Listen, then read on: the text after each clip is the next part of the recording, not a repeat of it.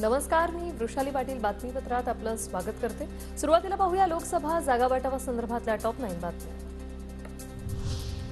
शिंदे गट लोकसभेसाठी 18 जागांचा प्रस्ताव देणार। शिंदे गटाच्या लोकसभेच्या जागांसंदर्भातली एक्सक्लुझिव्ह माहिती।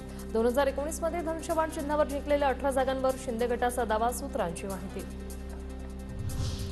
शिंदे गट 2 मंत्र्यांना लोकसभेत उतरवण्याच्या तयारीत, सूत्रांची माहिती। छत्रपती संभाजीनगरमधून संदीपान भुमरे तर धाराशिवमधून मंत्री तानाजी सावंतांची चर्चा। 5 जागांवर ठाकरे गटाच्या विरोधात तगडा उमेदवार देण्याची शिंदे गटाची तयारी। तर दक्षिण मुंबई, सिंधुदुर्ग, रत्नागिरीत लोकांची मतं जाणून घेतल्याची सूत्रांची माहिती। शिंदे गटाकडून परभणीतून माजी मंत्री अर्जुन खोतकर यांच्या नावाची साचपणी। ठाकरे गटाच्या खासदार संजय जाधवांना आव्हान देण्यासाठी शिंदेंची रणनीती। लोकसभेसाठी महाविकास आघाडीच्या 42 जागांवर जवळपास शिक्कामोर्तब। अकोला, भंडारा, गोंदिया, हिंगोली, नाशिक, पुणे आणि वर्धा या 6 जागांवरून तिढा कायम। 27 फेब्रुवारीच्या बैठकीत जागा वाटपावर अंतिम निर्णय होणार। ठाकरे गटाचे उत्तर मुंबई जागेच्या बदल्यात दक्षिण मध्य मुंबईची जागा आणि उत्तर पश्चिम मुंबईची जागा मिळण्याचे प्रयत्न सुरू। दक्षिण मध्य मुंबईसाठी अनिल देसाई, उत्तर पश्चिमसाठी अमोल कीर्तीकर आणि काँग्रेसचे संजय निरुपम इच्छुक। 27 किंवा 28 तारखेला महाविकास आघाडीचे जागा वाटप होईल। नाना पटोलेंची माहिती। पक्षानं आदेश दिल्यास भंडारा, गोंदियामधून लोकसभा लढणार।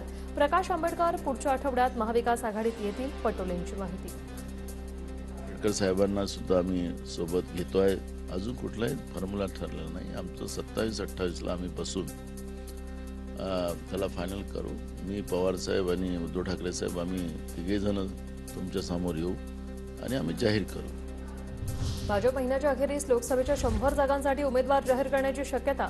2019 मध्ये गमावलेल्या 160 जागांवर भाजपचं विशेष लक्ष। भाजप 34 जागांवर लढण्याच्या तयारीत, त्यात शिंदे गट आणि अजित पवार काही बोलू शकत नाही। दिल्लीचा निर्णय यांच्यासाठी अंतिम असतो, विजय वडेट्टीवारांची टीका।